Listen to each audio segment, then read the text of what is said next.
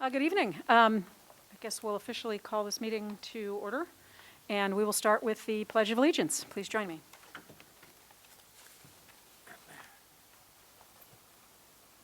I pledge allegiance to the flag of the United States of America and to the republic for which it stands, one nation, under God, indivisible, with liberty and justice for all.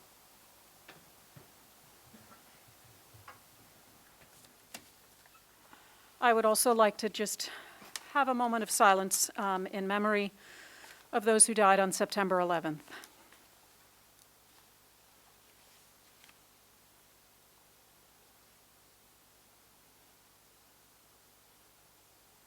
Thank you.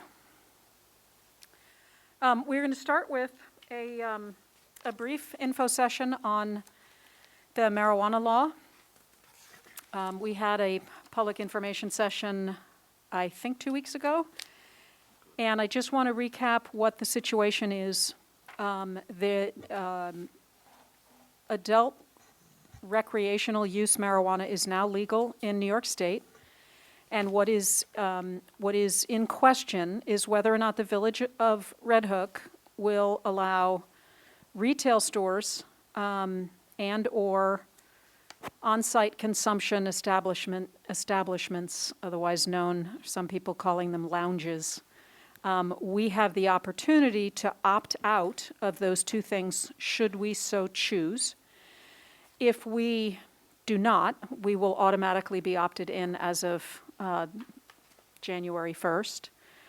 If we opt out, we do have the opportunity to opt back in later. If we do not opt out now, we do not have that option later. The laws associated with marijuana use and these establishments, the parameters are very similar to the alcohol laws. Cannot be within 500 feet of a school, not within 200 feet of a religious organization. The smoking restrictions are the same for tobacco and marijuana. There are more details that have yet to be worked out. There is a cannabis control board similar to the, I don't know what it's called, the Bureau of Alcohol and Tobacco or something, that regulates and gives out permits or licenses to operate. That board is just being populated now by the governor. I don't think they've appointed all the people to that board. So once that's done, then they will deal with the specifics of how this will go, and they will deal with the actual giving out of licenses. Anytime someone is applying for a license, the municipality is made aware and given the opportunity to comment. And we have the opportunity to look at our zoning regulations to ensure that they are what we would like them to be in the village. So again, the question at hand is, do we want to opt out of either of these items or not? And if anyone who is here would like to make a comment or has a comment or an opinion, we'd love to hear from you. Seeing none, I'll ask the board if there's anyone who's had a chance to speak with any of your neighbors or friends or people on the street to get any further commentary. I did speak with some additional business owners, and they were in favor of both the dispensary and the lounge. And the reason was being, more economic activity in the village, more people. It may help the other businesses as well. I neglected to mention that there is also the element of sales tax. There will be a 4% sales tax added to all sales. A quarter of that will go to the county. The remaining 75% will, if the town opts in, we will then split that remaining 75%, or the remaining 3% of the total. We will split that with the town in the way in which we agree to split. If the town opts out, then the village gets the 3%. If you opt out, you get no sales tax because you're not selling any in your municipality. Anybody else? I can say at the EDC, they have discussed it. They have not given us a formal, this is the Town Economic Development Committee, they have not given us a formal response, which I expect we'll get something more definitive later. They're having another meeting this week. I think there was a little bit of a variety of opinion on that, but no official response from them. I did speak to a few people and did not get a strong response to opting out at all. I think I got a very, retail, oh, absolutely. The lounge, it was a little bit more of a question. But the other thing I think, at least what I believe, Great Barrington has, there was just an article, I think in the New York Times, about how much money they have made on sales tax over the last few years. I think that's because there's a limited number of retail establishments and it wasn't legal in New York. So you had a lot of people who were driving a long distance to go there. Once there are more retail establishments all over, I think, there'll be some, it just won't be the same kind of destination that it was for Great Barrington. So I think it'll be a nice plus, but I don't think it's going to be a thing that's going to drive loads and loads of people to the village of Red Hook because we have a retail establishment. I think it'll just be one of many in New York. That is my feeling or thoughts. Any other comments anyone would like to make at this point? Mayor, if we choose to opt out of the lounge as it is, we can opt in later? Yep. We can. I don't know what a lounge would look like and what the constitution of that would be, so I would like a lot more information about that. The retail shop, I think, is a good idea. Yeah, and the only thing I can comment as it relates to the lounge is that you can consume the product on site. Presumably there would, if you were going to have that kind of establishment, you would have some sort of entertainment or activity to occupy you as you are enjoying the product. Do we know if that could be combined with a bar? I believe it cannot. Okay. So it would probably be like a bar, but without the fighting. Perhaps. Perhaps. Maybe tastier food. There you go. Better food, larger quantities of food. And so with that, we will need to make a decision soon. It was suggested, and I just need to confirm this with legal counsel, that we may be able to make this decision in October because it's possible that the permissive referendum time period may not need to be completed before the end of the year. So I just need to confirm that. So we don't absolutely have to make a decision tonight. So I would love for, if anyone has any comments of any kind, we would love to hear from anyone. Give us a call, send an email, send a letter, stop by. We would really like to hear from you. Okay, with that, we will move on. We will move on to approving minutes.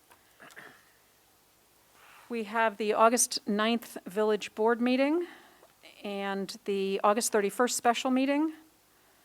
I did send you all the October 19th Village Board workshop, but I did that this afternoon. So if, let's start with the August 9th and the August 31st special meeting minutes. May I have a motion to approve those minutes? So moved. A second? Second. Any discussion, corrections?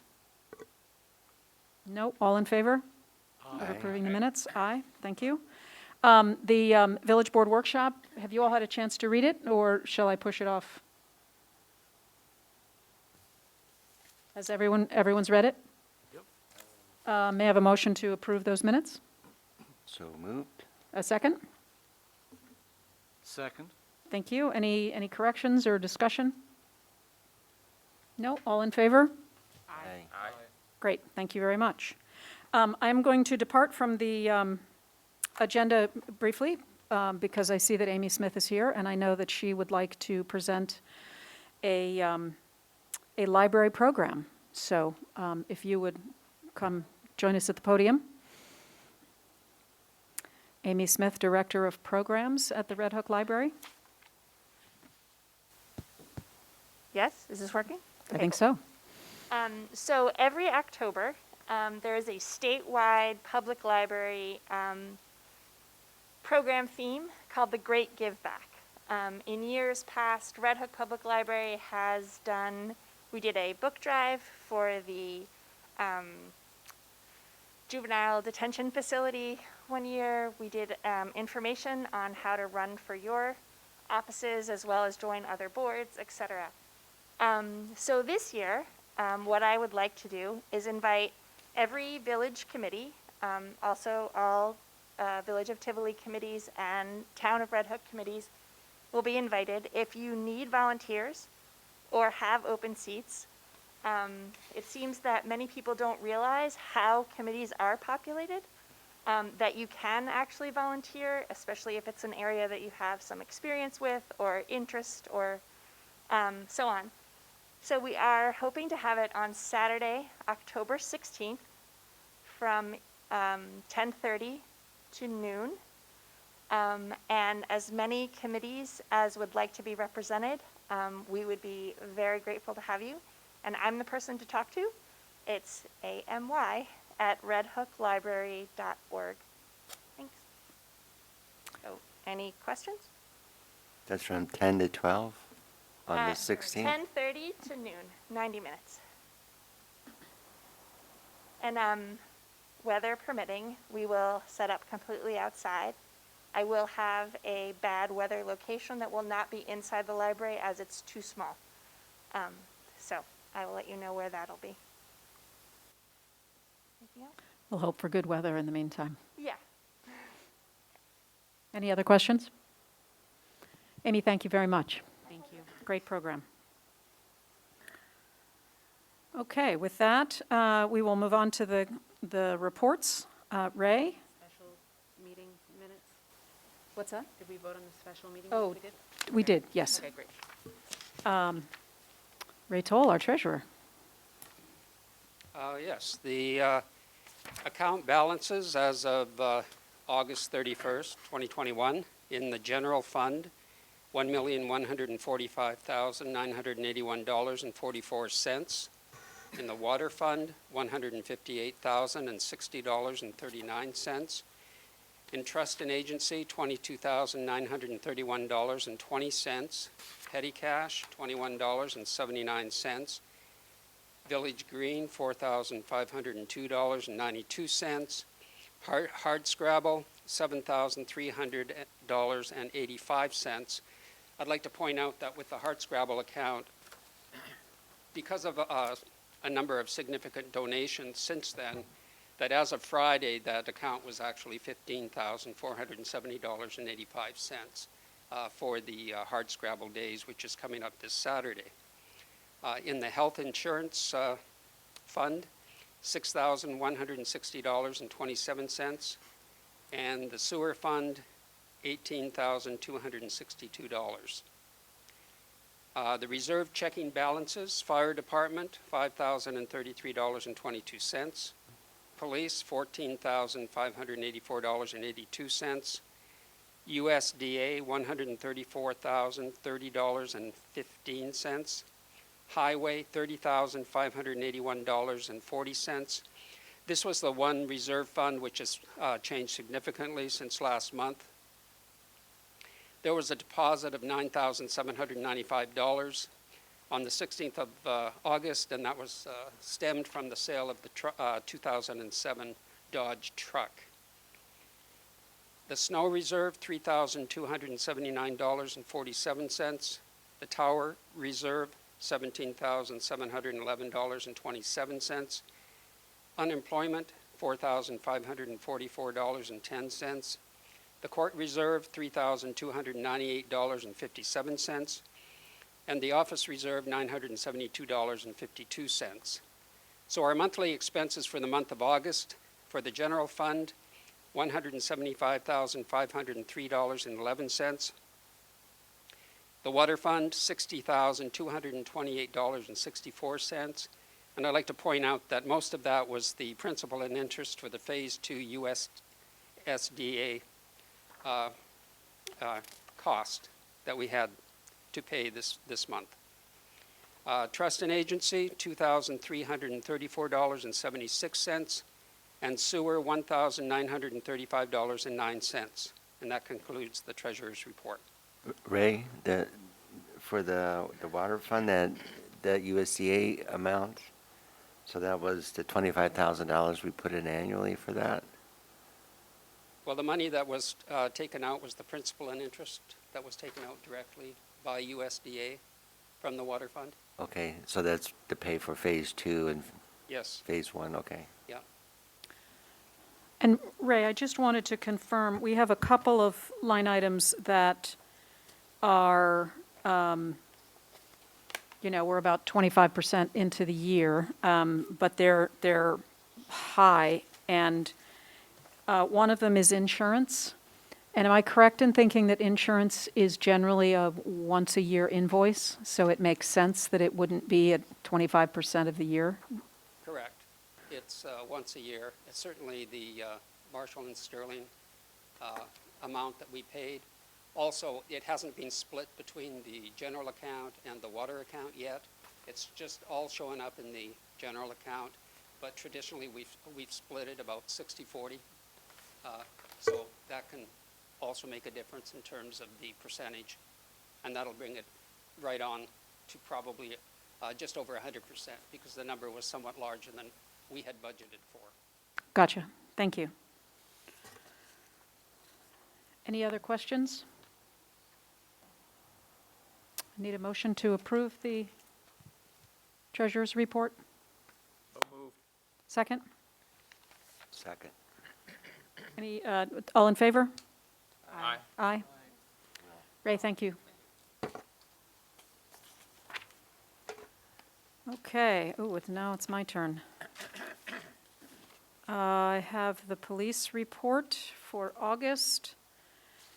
There were 388 incidents in the month of August. There were 282 in the village of Red Hook, 102 in the town of Red Hook, and 4 in the village of Tivoli.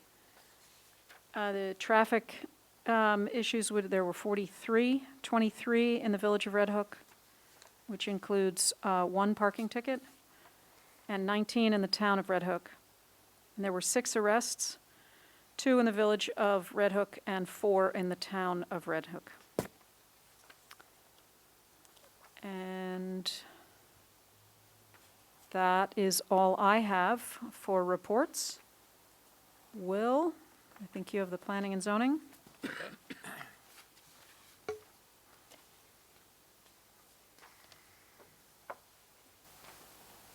For the zoning and planning board, building permits issued were 8, certificates of occupancy issued 1, certificates of compliance 1, municipal searches 4.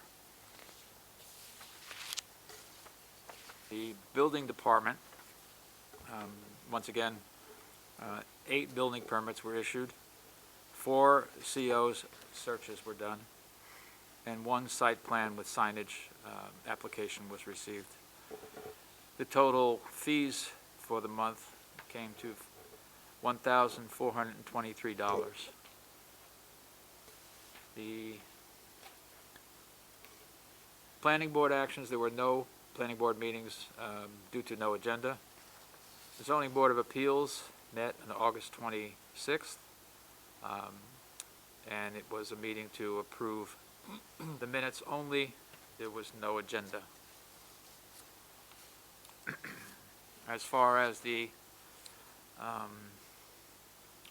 Veterans Affairs and Emergency Services, I have nothing to report there.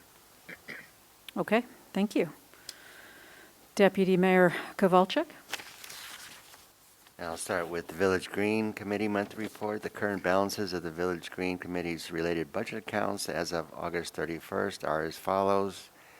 Community beautification, $4,000. Shade tree contractual, $10,500. I imagine it's probably going to go down a little bit this month. That's the budget line we use to remove trees that are diseased or providing some kind of hazard to our pedestrians and vehicles. So I expect that number to come down next month. And the Village Green checking account, $4,502.62. There were no Village Green Committee meetings held during the month of August. Preparations, including tree species and site selection, are currently underway in preparation of the 2021 annual Fall Planting Day. An early November 2021 Saturday is anticipated. The specific date will be determined by the tree delivery date, and further information will be provided by the Village Green Committee officers and volunteers as they develop.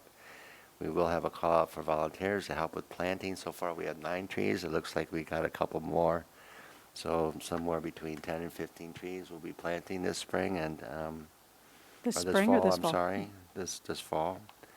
And we encourage people to help us plant the trees. And residents and businesses interested in having a tree or trees planted on their adjacent village and/or state right-of-ways, volunteering for planting days, or making a donation to support the Village Green Committee's various community beautification projects may contact David Pearson, the village clerk, or myself. The Village of Red Hook Highway Department monthly report for August. The Village Highway Department is currently picking up brush during the first and third week of the month, and that's weather and schedule permitting.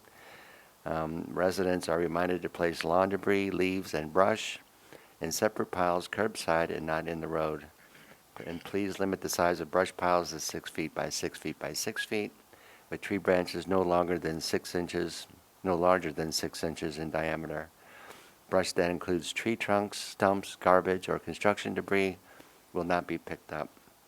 And neighbors are encouraged to share a brush pile if theirs are smaller, and this will help make the pickup easier and quicker. We did install 2 children at play signs at the entrance of Red Hook Estates, one on Amherst Road coming in from South Broadway, and on the east entrance just from Old Farm Road as you get into Red Hook, into the village boundary to Red Hook Estates. So Those were have been installed? They were installed last week. Great. Big yellow ones, so they're pretty good looking signs too. Ludlow Avenue and portions of Fifth Street have been repaved. The cost of approximately $52,000 will be deducted from the general fund's CHIPS budget line. And Dave's Tree Services has begun removing trees as per a list provided by the Highway Department and Dave's Tree Service of June 2021 and reviewed by the Village Green Committee. And these costs will be deducted from the general fund budget line shade tree contractual expenses. Estimates are forthcoming for equipment and services to grind and chip brush collected from monthly brush pickups. Costs will be deducted from the general fund line landfill and maintenance of streets, miscellaneous. And revenue from the sale of scrap metal was received on August 18th in the amount of $649.60. Total revenue generated from the sale of scrap metal in this fiscal year is $1,785.40. Since inception of the scrap metal recycling program in September of 2007, $38,077.71 has been generated. And proceeds from this program go toward the purchase of tools and equipment for the village highway, water, and materials management departments. Residents and businesses interested in donating scrap metal may contact the village highway department at 758-8600 or the village clerk's office. And highway personnel will assist property owners by picking up scrap metal upon request. I'm going to change my glasses here. The Red Hook Infrastructure and Intermunicipal Task Force monthly report for August. The Red Hook Sewer Project meetings were held on August 6th, 13th, 20th, and 27th at the Red Hook Village Building and via telephone conference calls. We discussed the following. CT Mail is to review the checklist and verify all requirements from bidding documents and notice to proceed as required by the USDA Rural Development and New York State Environmental Facilities Corporation have been submitted and approved. The USDA has requested that the dates of the contracts with Carver Construction Incorporated and Southstowe Contracting Incorporated and the performance and payment bonds have the same date. Upon review and agreement with the village attorney, Carver Construction and Southstowe Contracting redated the contract agreements with the date of May 20th, 2021. Mayor Smythe forwarded the signature pages to John Helgren of USDA on August 27th, and USDA responded on August 31st, noting that their concurrence on the contracts are forthcoming via email. CT Mail is finalizing the minority and women-owned business enterprise portions of the work. The USDA requested copies of the resolutions by the village board of the contract awards, and copies of resolution 14 and 15 of 2021 were forwarded to the USDA. There's a lot of stuff in here, so this will be in our minutes for those who care to look at all the things that have been going on. And I'll try to get to some of the highlights here. One of the things that we did determine is based on the review of the map plan and report and the sewer use law, additional costs regarding a change in use or scope of work from the USDA Rural Development, New York State Environmental Facilities Corporation, and the Dutchess County Department of Health documents initiated by the property owner will be the responsibility of the property owner to pay. A proposal to prepare a single audit for the sewer project was received by the village, and this is required for projects that spend in excess of $750,000 on a federally funded project. And construction on the sewer project is anticipated to begin in late October, early November. The forced mains will be the first item to be installed. Schedules from Carver Construction are forthcoming, and we're hoping to have something by Hardscrabble Day this Saturday, so Karen and I will be manning the table and hopefully answer all questions concerning the sewer project and other things happening in the village. The Village of Red Hook Water Distribution System Maintenance and Improvement Project. The meeting was held on August 20th at the Red Hook Village Building and via telephone conference call and with Delaware Engineering. We discussed the status of the Water Improvement Project, Phase 2A, and the WIA grant application, which is the Water Infrastructure Improvement Act grant, terms and benchmarks for submission pending decisions by the new New York State Governor. The village will resubmit a revised engineering report, secret determination, and bond resolution from the 2019 EFC Drinking Water State Revolving Fund Water Infrastructure Improvement Act grant. Items to be financed include repainting the Tower Street elevated tank, the Red Hook Town and the Red Hook Village Water Interconnect on Willowbrook Lane, Freya's Gooseneck's connection from the village water mains to private property service lines, restoration, valve replacements, and upgrades to the water treatment plant control systems. We reviewed items to be included in the comprehensive water highway sewer maintenance program spreadsheet, valve exercising, hydrant flushing, street sweeping, stop bar painting, catch basin cleaning, tank and grease trap pumping, and pump inspections will be included on that spreadsheet. We also reviewed a draft map of the village water distribution system, including mains and locations of valves and hydrants, and amendments and revisions to the map have been made and submitted to Delaware Engineering for revisions. The map is intended to be updated and coordinated with the maintenance spreadsheet on an annual basis to include repairs, dates of service, parts replaced, and locations of repaired. The Red Hook Solar CSA, a map and spreadsheet have been prepared of trees and plants that have not survived and or in need of pruning, replacement, and proper maintenance. The town of Red Hook and Sun Common are reviewing the list for submission to the landscape company that originally planted the trees and shrubs. These are currently under warranty and should be remedied at no cost or minimal cost to the Solar CSA. And thanks to Mayor Smythe for taking care of that item for us. On the intermunicipal task force side, both Charlie and I represent the village of Red Hook. A meeting was held on August 20th at the Red Hook Town Hall. We discussed the effects of short-term rentals on affordable housing and availability. Also, the need for short-term rentals in the town of Red Hook and necessary zoning regulation, locations, impact to neighborhoods, and housing stock availability. And we also considered allowing more than one STR in the Ag Business District, but must be a working agricultural farm and primary place of residence. We reviewed STRs permitted in the R1, R1.5, Hamlet, and Hamlet Business Districts. And there were on the committees that I sit on in the town of Red Hook Zoning Review Committee and the Community Preservation Fund did not meet during the month of August. The current balance of the Community Preservation Fund as of August 31st, 2021 is $2,391,161.71. The Town of Red Hook Local Waterfront Revitalization Program Working Group. There were no meetings held during the month of August. The Dutchess County Department of Planning and Development has prepared a new map. The permanently protected lands of 2021 map, including parcels protected by conservation easements held by Scenic Hudson, New York State, Winnicke Land Trust, Dutchess Land Conservancy, and including municipal parks in the town of Red Hook, excluding the villages of Red Hook and Tivoli, will be included in the amended revised Town of Red Hook LWRP. The LWRP Working Group located a New York State DEC conservation easement along the shoreline of Montgomery Place between the Scenic Hudson easement and the Hudson River.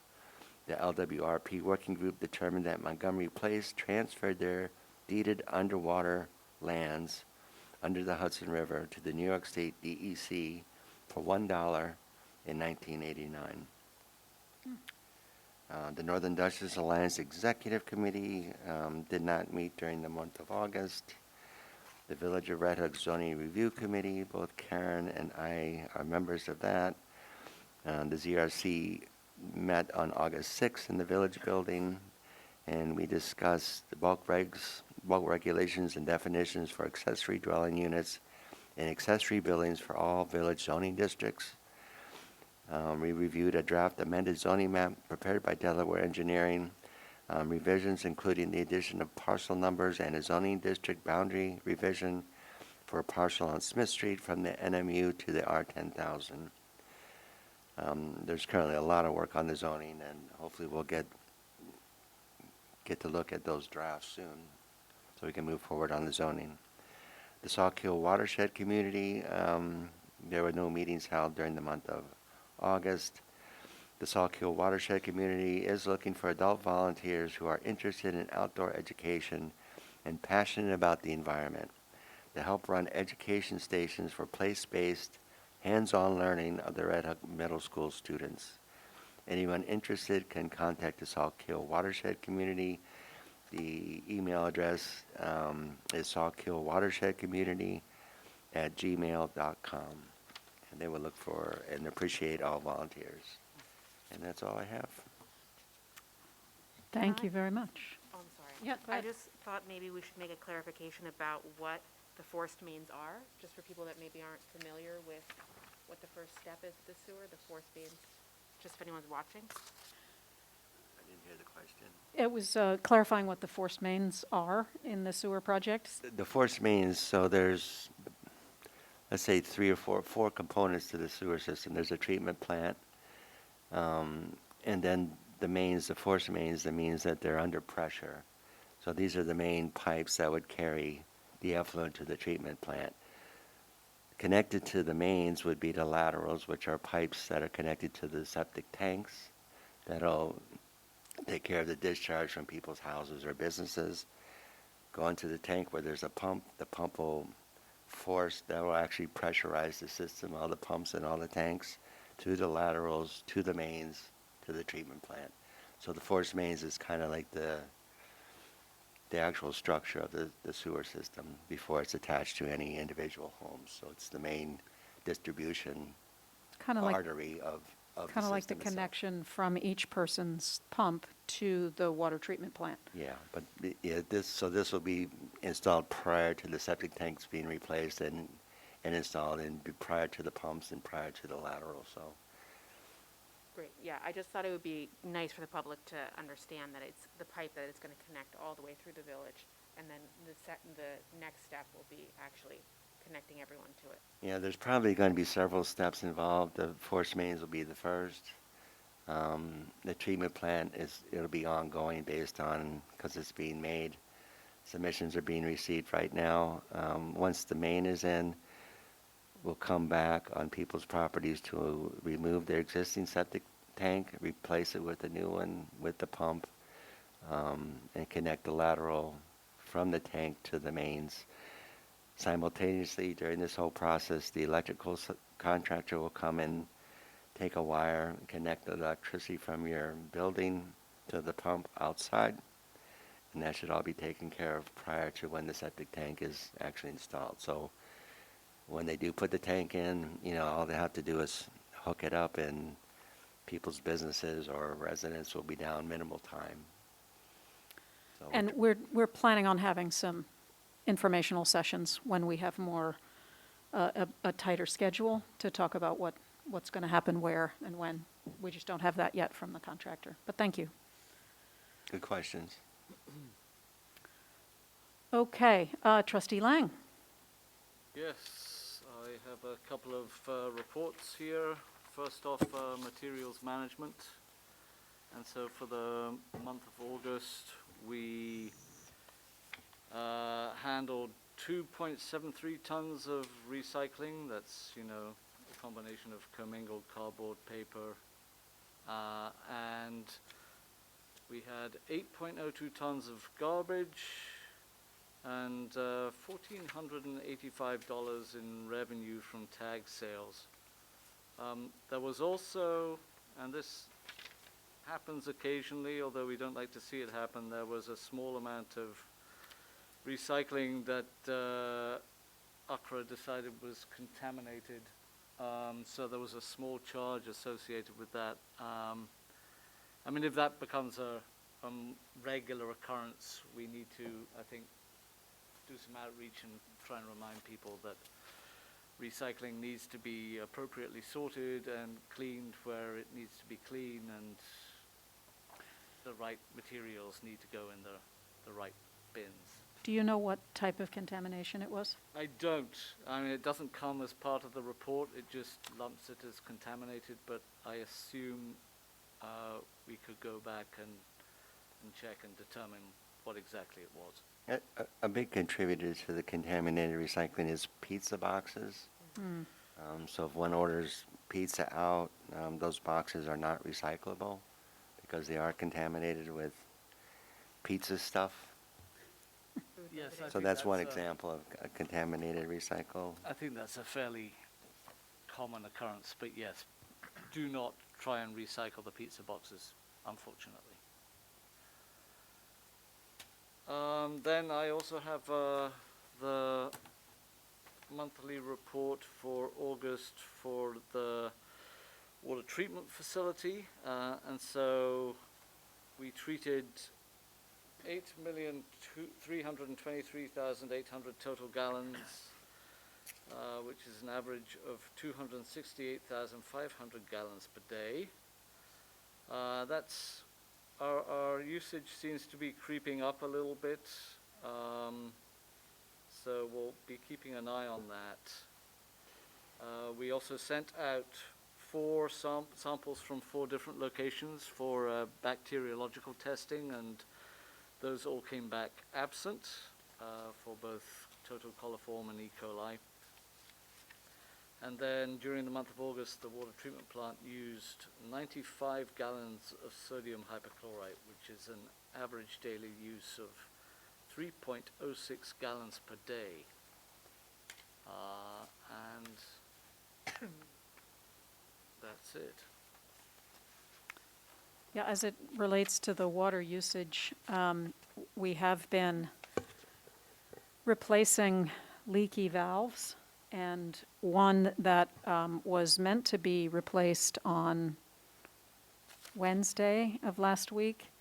We were not able to shut off the water properly, so we were not able to replace that valve. So this is probably a good time to mention that on the overnight of September 21st, we are going to be shutting down the water system for the village, probably at about midnight or 1 in the morning, in order to replace that valve. All it will take is, once the water's off, the hole will already be dug, and actually it's been dug, it's just, they'll be able to redig it quickly, cut it out. They've got the new valve all set up, put it in, solder the sides, and they're done. So it should be very straightforward. I said that last week, so let's stick with should. We'll be sending out notices and putting it on the website to let everybody know, but hopefully there will be minimal notice. Hopefully you're not all up at 1 in the morning Well, that sounds great. That sounds like trying to they've take a shower. got that planned very well. And this is what happens. I mean, if you don't regularly exercise and check on the valves and the infrastructure, when you do, you get nasty surprises. And you either can't open it or you can't close it, and yeah. Yeah, we have, on the east side of the village, we have a very old system. Yep. I do have a portion of a 4-inch pipe that our highway foreman brought me that's in my office that shows the corrosion that's Nicely happening corroded, inside. right. Yes. So that is an area that we are discussing to both understand better. It is also phase 3 of the water project, which just needs funding and probably the capacity to manage it as well. But anyway, September 21st, overnight. Shouldn't be more than an hour that the water's shut. That's it. Thank you. Thank you. Trustee Caravel. Okay, so Red Hook Together's theme this month was mental health. We had a presentation from Dr. Chris St. Germain, who is a licensed clinical psychologist and the director of coordinated services for the Dutchess County Department of Behavioral and Community Health. He detailed many of the programs that are available to Dutchess County residents and organizations, such as mental health services and trauma-informed training for staff. The conversation following the presentation focused around how we can make mental health services even more accessible and available to Red Hook community members, as well as the organizations who deal and serve the public. I just want to jump in. What that meeting led to was a follow-up meeting with Mental Health America, who is running the mobile crisis unit, and the Red Hook Library and the Red Hook Community Center, and I also joined the meeting, to talk about how we can bring more services up to the northwestern part of the county. It was an excellent meeting. I think Mental Health America is very, very interested in making services available for our communities in this area, and I'm very encouraged. And since Amy's here, I'll thank you for being part of that conversation. So that a really good outcome. More to do always, but that was encouraging. So the Red Hook Public Library. The Red Hook Public Library hired a new tech support person, Joanna, who will be here on Fridays and Saturdays. Will be there on Fridays and Saturdays at 11 a.m. She can provide tech help in person or online. This program is funded by the Asienzo Family Foundation.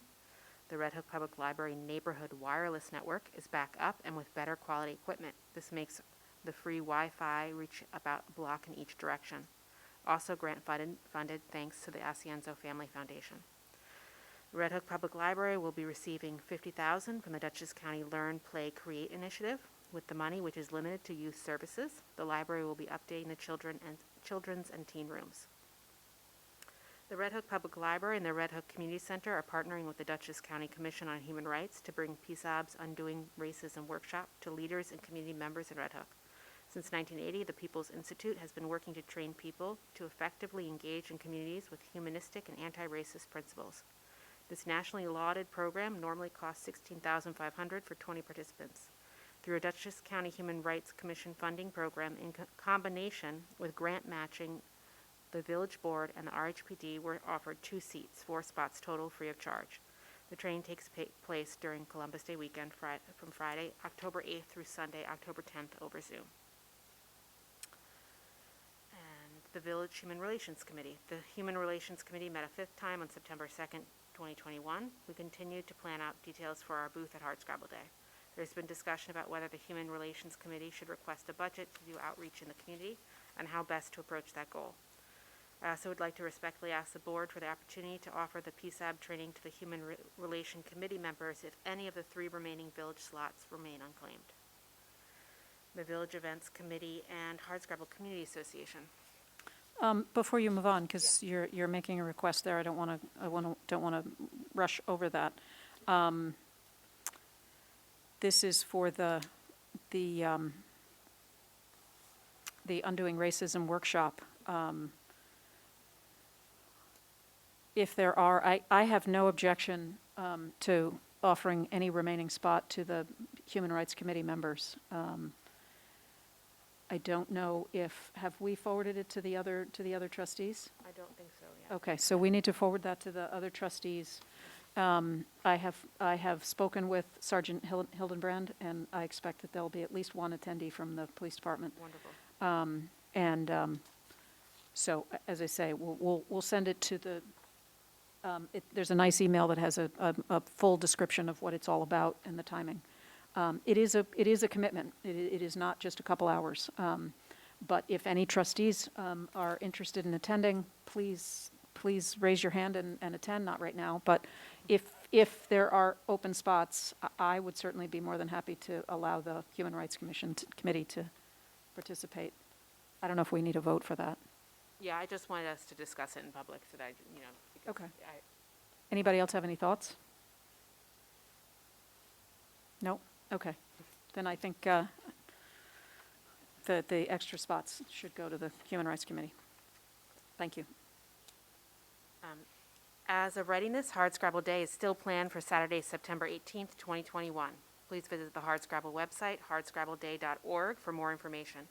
Our parade theme is Apple Harvest, and there is a free concert, booths, games, a cider house, live children's entertainment, kids' activities, and even a vaccination pop-up site provided by the Dutchess County Department of Behavioral and Community Health. We have taken the precautions of extending the parade route so that the attendees can socially distance and have removed all the concert crowd tents to allow for maximum airflow. The Hardscrabble Community Association Committee is recommending that visitors be masked when they cannot maintain a 6-foot distance from people outside their household. We are also requiring vendors within tented booths, Hardscrabble volunteer staff, and all Village Hall visitors, regardless of vaccination status, to be masked. Please visit our website for our latest COVID and cancellation policies. The Events Committee has also begun to discuss the annual Village Halloween celebration. And finally, the Village Communications Committee. The Communications Committee met with the RHPD to discuss their previous website and to investigate if we could migrate any of the previous content over to the police section within the Village website. We have since discovered that is not possible, as the previous site was lost during its inactive period. We are currently working to identify and create content that needs to be updated on the Village website. Chris Donahue has created training videos to provide staff with guides on how to do routine updates. And the committee has also been identifying and defining the different methods of contacting Village community members. We plan to implement a monthly Village News email newsletter, as well as launch an expanded Village alert system that would allow us to reach our audience with urgent emergency notices. Additionally, we plan to transition our current water bill Village Vibrant posts into a seasonal Village services sheet that is updated quarterly and specifically focuses on seasonal changes to services as well as scheduled disruptions of service. I'd like to add that we are actually going to be getting 2 BARD interns that we are going to have help us work on the communications and the newsletters that we're talking and our website. So we hope to meet them at some point later this week, which is very exciting. And I also just want to say another enormous thank you to Mel Korka for taking on the Hardscrabble Community Association Committee. I'm not sure if her heart sank when she saw the request for what's happening on Halloween, since we're not even done with Hardscrabble. But I think we have a really fun, community-focused day of activities. And Mel Corca has done a tremendous job of pulling together a great group of volunteers, including Amy Smith, who has spent an enormous amount of time as well. And I just want to publicly thank both of them, and thank you, Mel Corca, for taking that on. Mel Corca, would you share a little bit of Perry's committee? I didn't put anything down in our, we're kind of Oh, yeah, sorry, I didn't. liaisons. He usually sends us something, and then I thought, yeah, so the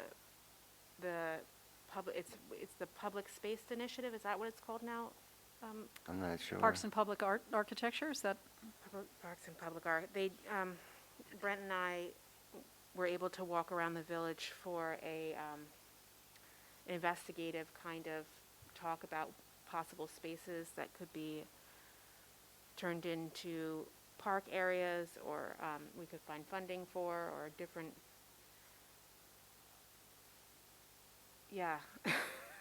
What day was that on? Do you remember? It was August. It was on a Friday. Yeah, it was on a Friday. I think might have been August 13th, but. Yeah, that sounds right. And it was a really nice discussion about possible places that could be utilized by the public. Yep. For recreation and art and community spaces. Thank you.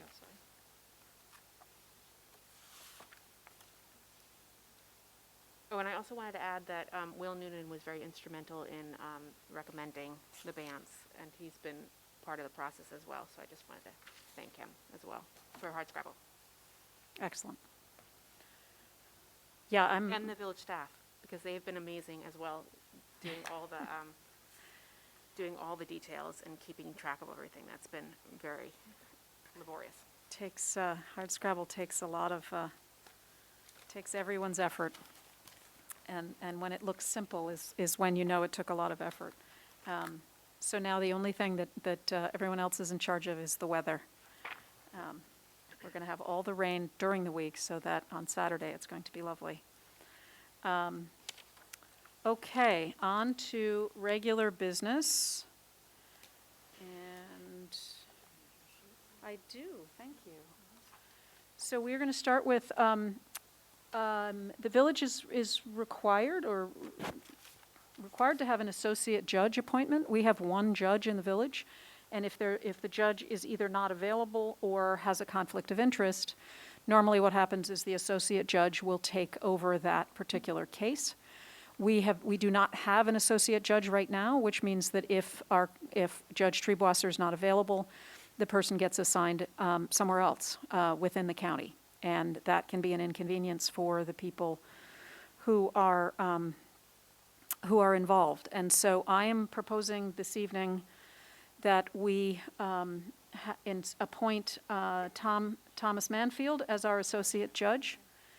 I'm just going to read a little bio of Tom Mansfield. He has been serving as town justice in Red Hook since January 2019. He has over 30 years of legal experience. He graduated from New York Law School in 1985 and has been a member of the New York Bar since 1986. Tom started his career as a litigator with the New York City Law Department and is a founding member of the local law firm Mansfield, Gautier, and Rosenthal, LLP. He has also previously served as a Dutchess County legislator and on the staff of the New York State Senate. He is currently a member of the Dutchess County Bar Association, the New York State Bar Association, New York State Magistrates Association.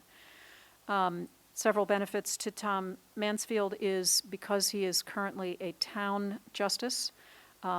He and Judge Treebwasser already work in concert, if you will. I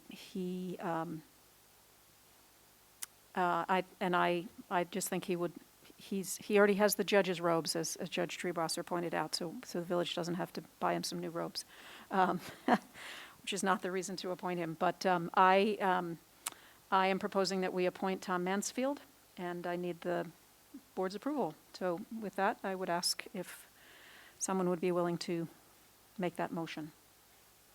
I'll make that motion that we approve Tom Mansfield to be associate judge.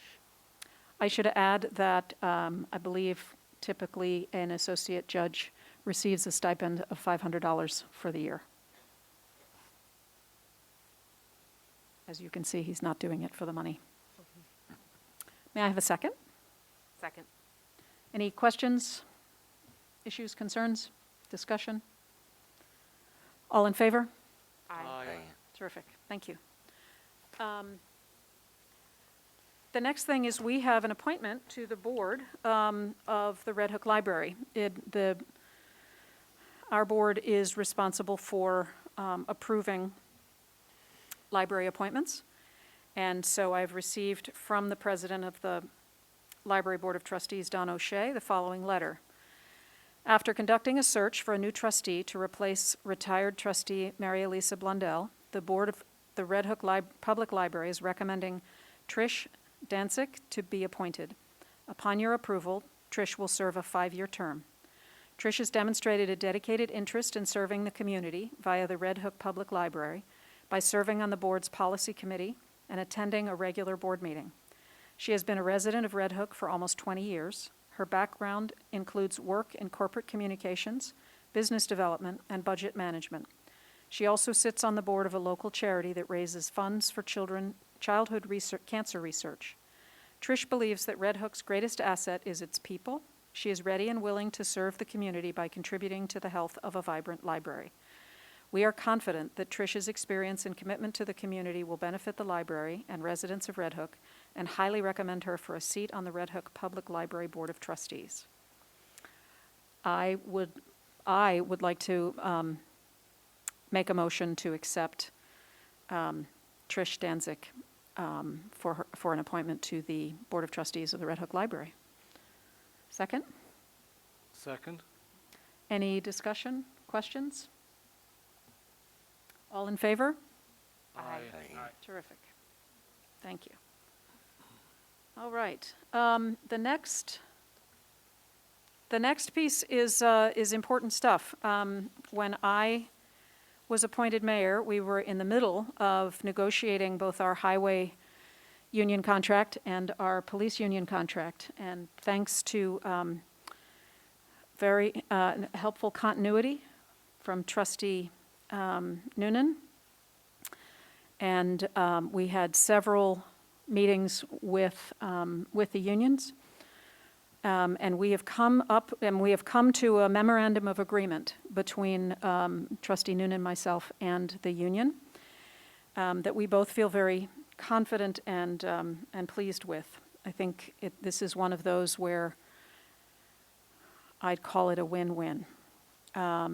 For the highway, and just to be clear, the union is the United Public Service Unions, Employees Union. What do we call it, UPSU? Anyway, UPSEU. For the highway department, the changes to the current contract are that compensation, and this would be effective June 1st for each of the years. It's a 3-year contract, so June 1st, 2021.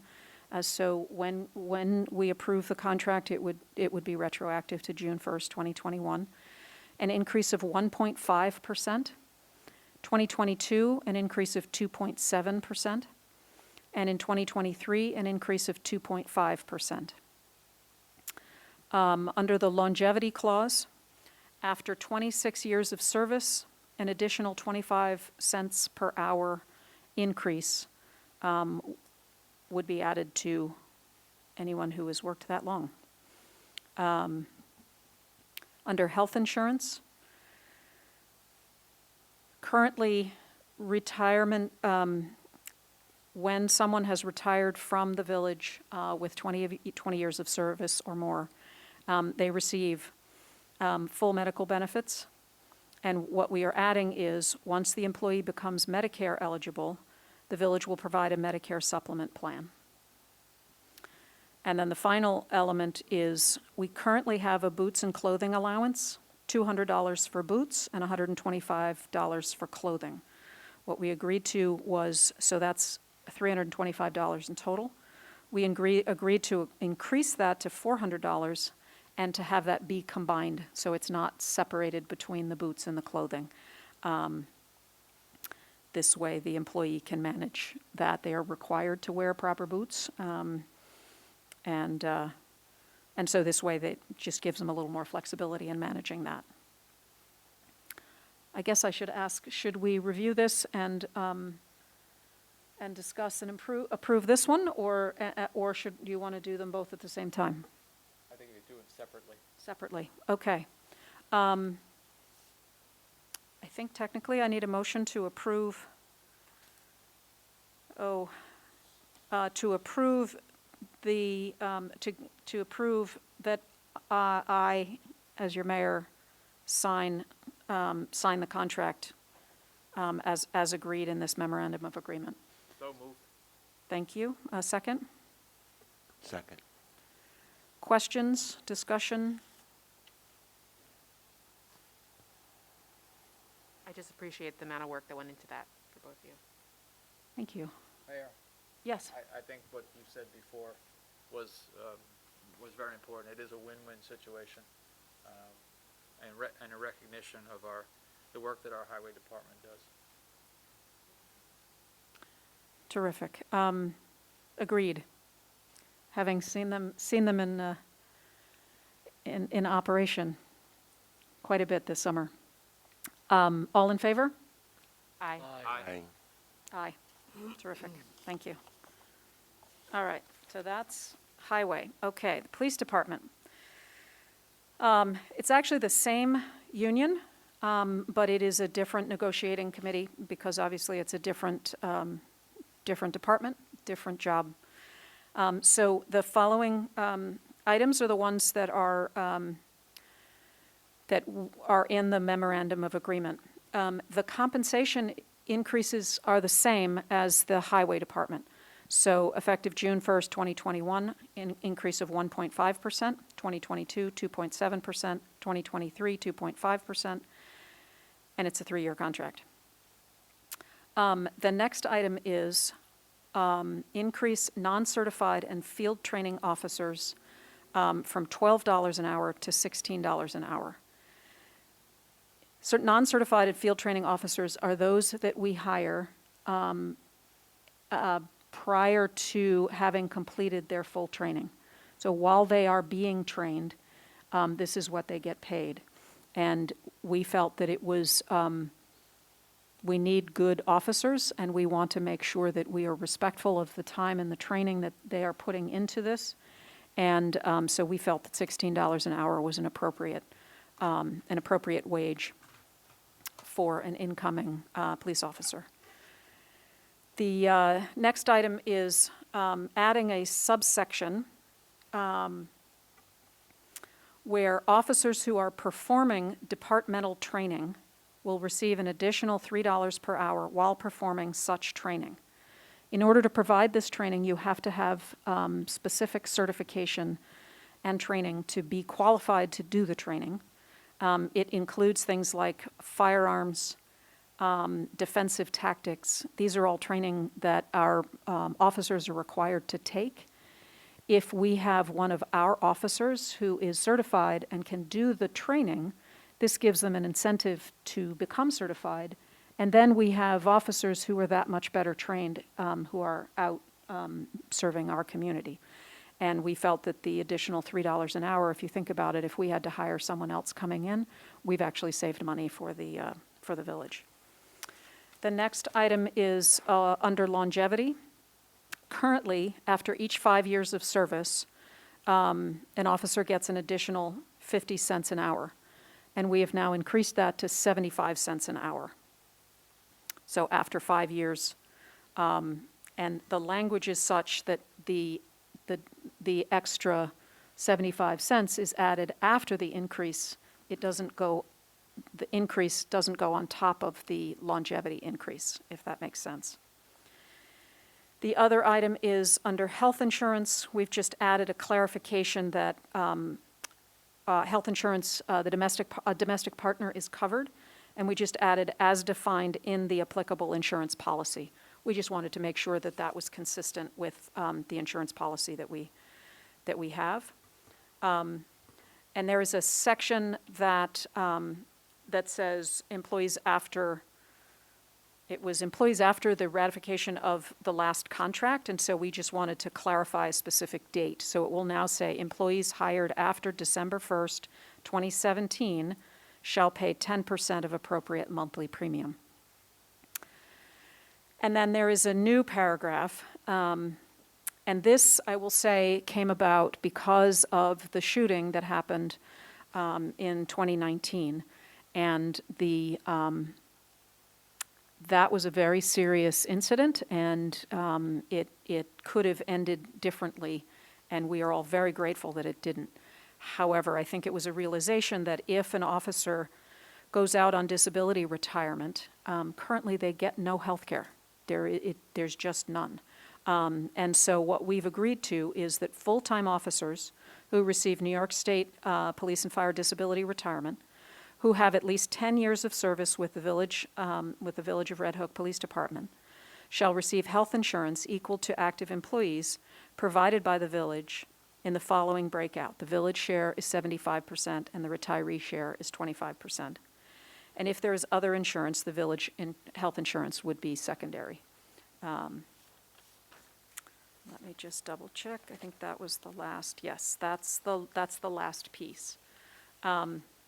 So that is what is included in the memorandum of agreement with the police union. May I have a motion to accept this? So moved. To authorize me as mayor to sign the contract based on this memorandum of agreement. That's probably what I should say. So moved. Thank you. You have a second? Second. Any discussion, questions, concerns? Great, hearing none.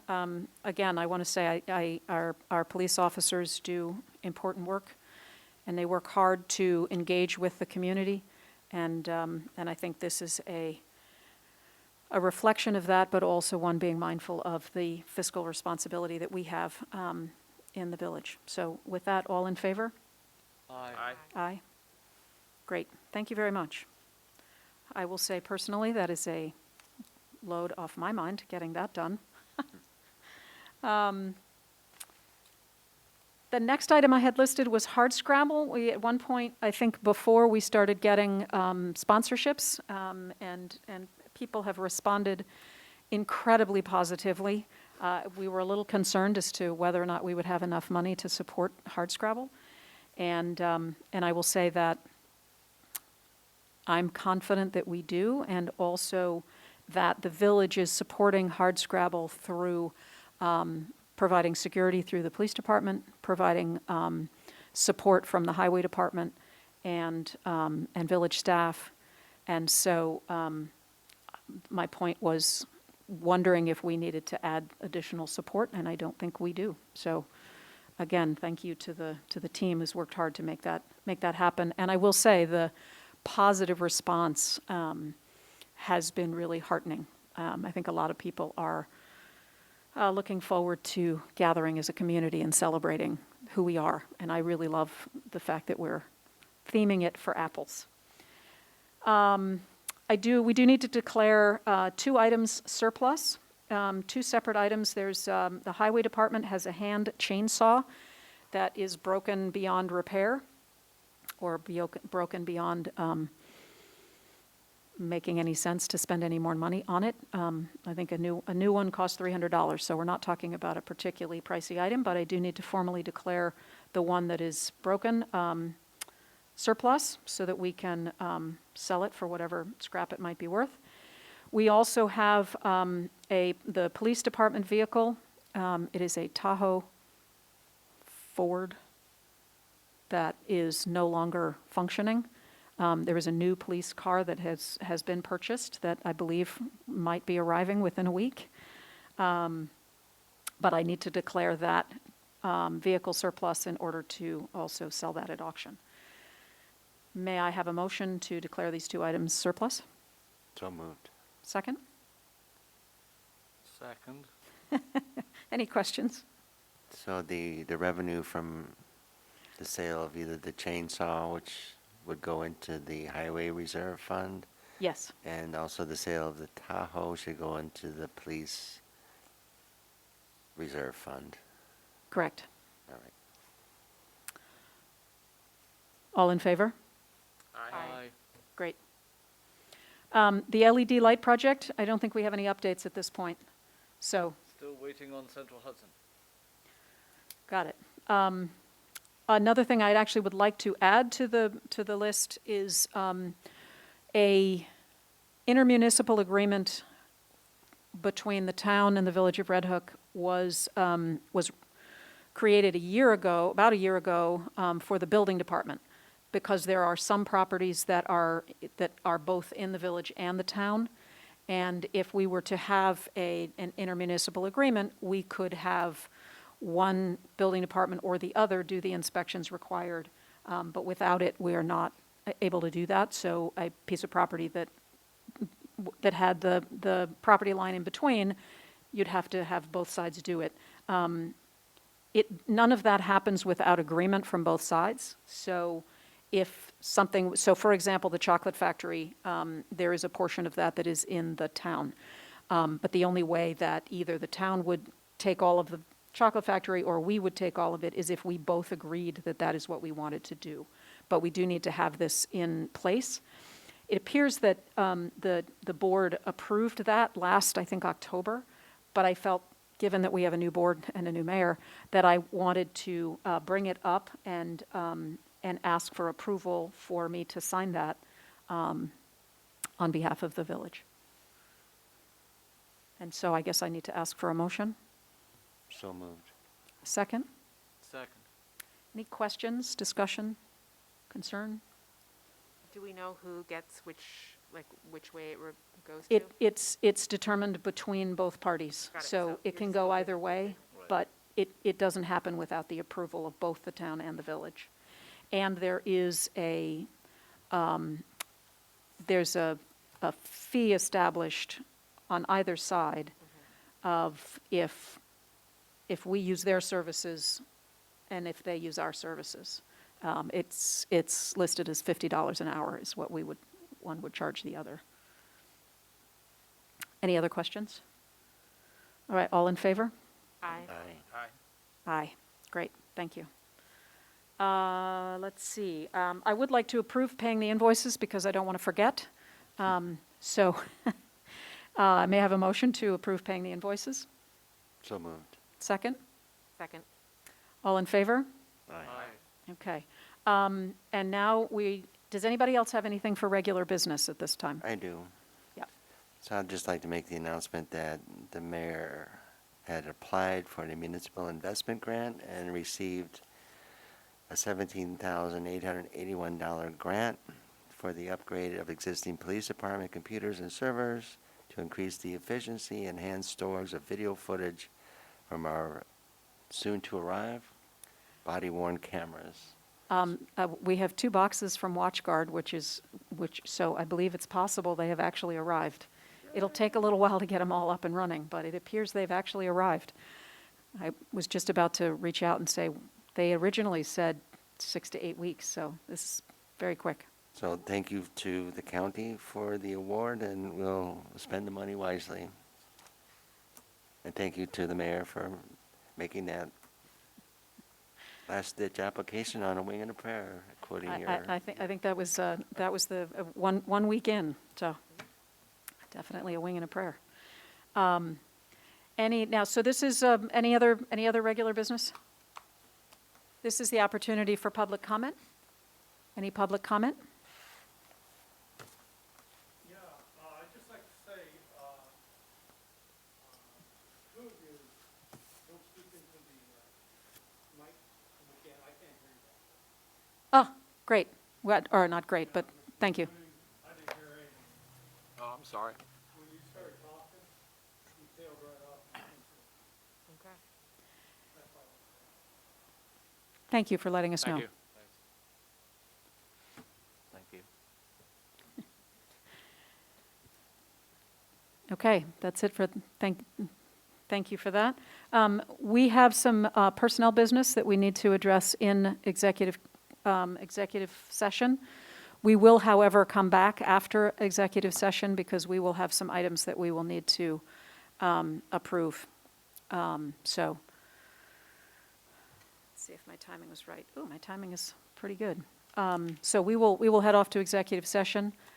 I am really bad at determining how long it's going to be, but probably 20 minutes. We'll give that a try. Perhaps we can go, might be easiest if we go upstairs to the conference room and then head back down.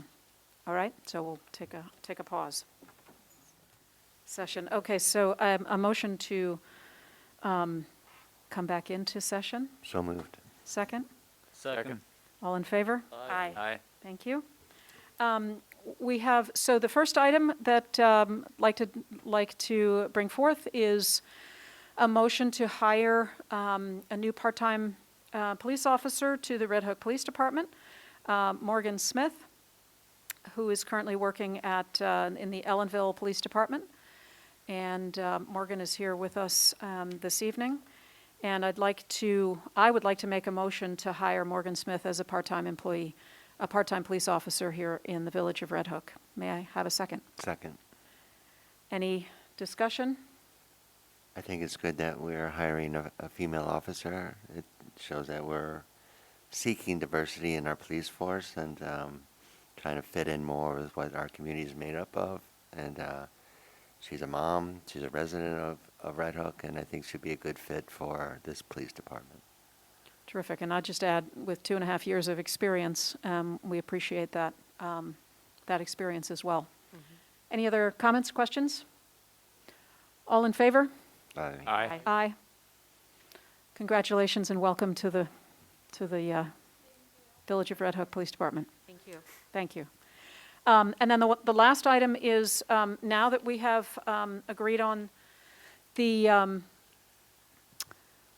raises for the union members, I would like to propose that we have all the remaining non-union employees get similar raises of 1.5%. And there are two exceptions. One, Ray Toll has been through a period of learning and getting up to speed on the job. And part of his hiring was that he would eventually get to $35 an hour. And so I think now is the time. And so I'm proposing that Ray's salary is increased to $35 an hour. And then also Rebecca Kent, who's the court clerk, who has been with us, I believe, 1.5 years. She's doing a terrific job. The court clerk job is more complex and takes a lot of training. And we are very grateful to have Rebecca with us, and so would like to propose to raise her salary to $20 an hour. And so I will make a motion that we raise the non-union employees by the 1.5%, and that we raise those two named to the named amounts. May I have a second? Second. Any questions? Concerns, discussion? No? All in favor? Aye. Aye. That is the business that I have. Does anybody else have any new business or anything you'd like to discuss? Let's hope for good weather on Saturday. Good weather, yes, And that, a we'll nice put that in the turnout. minutes. A nice, safe turnout. Yes. Bring your fun masks. I just got a new one, so that's exciting. Well, thank you very much. This has been a good, productive meeting. Appreciate it. Oh, sorry, I think Brent, you have a motion to make. Yes, I do. I'd like to make a motion that we adjourn this evening's meeting. May I have a second? Second. All in favor? Aye. Aye. Thank you.